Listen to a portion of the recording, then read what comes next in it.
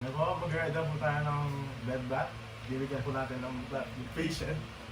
Well, review po natin yung chart ng patient kung may limitation po ba siya sa physical activity para po malaman natin kung kanya pong gumalaw or need na po ng assistance. Pero sa kalagayan niya po, need niya po ng assistance. Tapos the next one is bring necessary equipments. Ngayon, bringin ko lang mga necessary equipments yung pelanggan natin para po sa bed bath, yung pang hygiene, etc. Now, perform hand hygiene. Ngayon, nagpe-perform tayo ng hand hygiene para po maiwasan yung pag-spread ng microorganisms sa patient natin. Now, identify the patient. Sir, can I know your name, sir?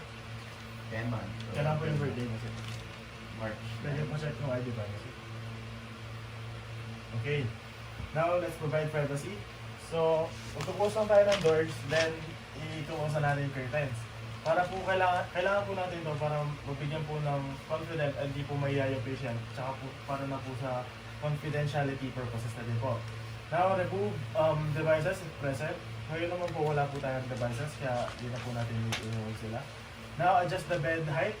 Kunyari po, ina-adjust na po natin yung bed sa working height po natin. Sa ngayon po, di po natin siya ma-adjust kasi yung kalagayan po ng bed na to. Now, position the patient. Sir, can you please position yourself comfortably, sir? Okay, thank you. Ginagawa natin yan para maging comfortable po yung patient natin at di po siya mahirapan. Now, place bath, blanket, and remove linens. Yan, nilalabog na po natin yung linens niya. Naglalagay na po tayo ng towel.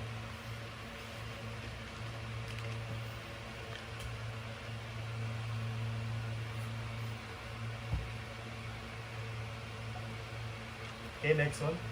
Prepare warm water. Mangyari po, kumuha na tayo ng warm water sa sterile filled na sink. Then next is prepare washcloth.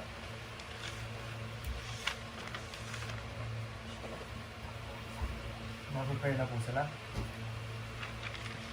Then next one is place towel on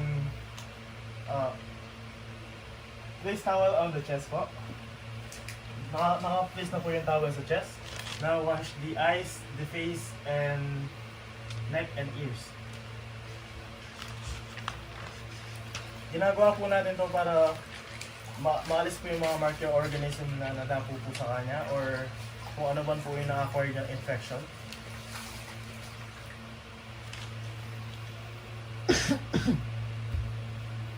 Sir, sa ears po kayo.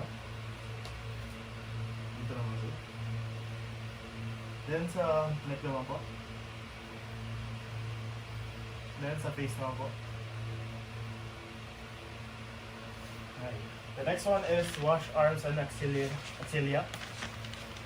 Same reason din po, para po maalis yung microorganism or any infection diseases na pwede po dumapo sa kanya or na-acquire niya po during their hospital stay po.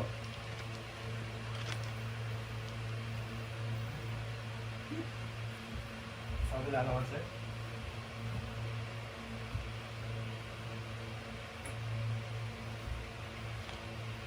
Thank you po. Next one is soak and wash hand. So you can reduce bleeding your arms. Wina-wash po natin yung hand niya thoroughly para po wala po siyang mahawakan, para po maalis yung mga infectious diseases or microorganism po na maaari niya pong nahawakan. Next one is repeat on the other side. Kunyari na lang po, na-repeat na po natin sa other side kasi hindi na po natin madadala yung, hindi po natin pwedeng maano doon. Next one po is wash abdomen and leg and foot.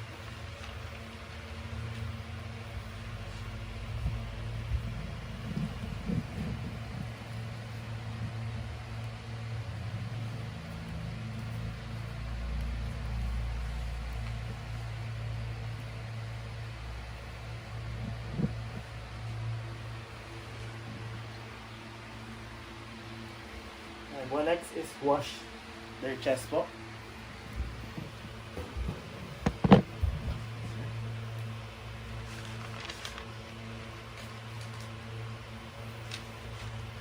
Now, nilower po natin yung blanket para po sa privacy ng patient.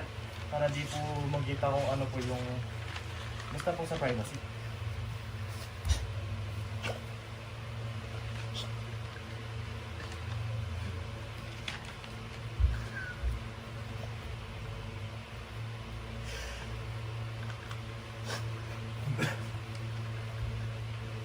Tapos i-fight na po natin doon sa other side po.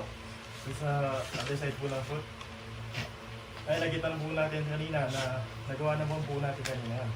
Then, turn patient to the side.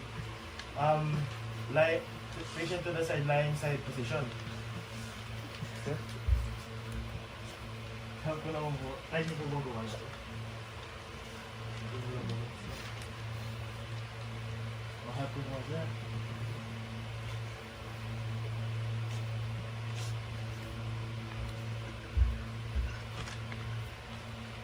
Then, i-wash na po natin yung back and buttocks na po.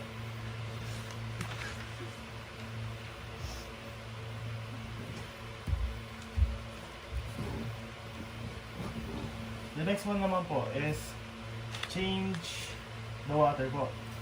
Kunyari po, na-change na po natin yung water, pero sa lagay po natin ngayon is hindi po natin mag-change agad.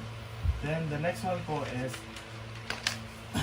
perform perineal care.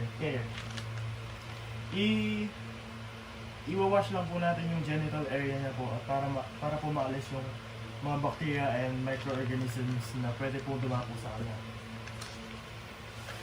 The next one po is put on a clean gown po. So yun yung please. Lay down straight po. Are you comfortable, sir?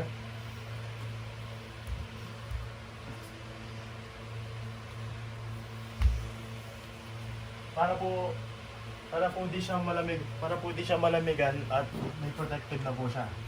The next one po is put on a clean gown. Kinuha na din po natin yun. Then the next one is ensure comfort and safety. Sir, are you comfortable, sir? Are you feeling secure?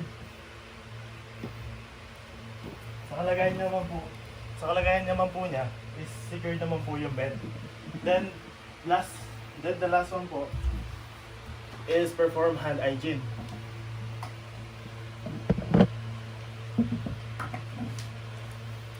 Yun lang po. Thank you.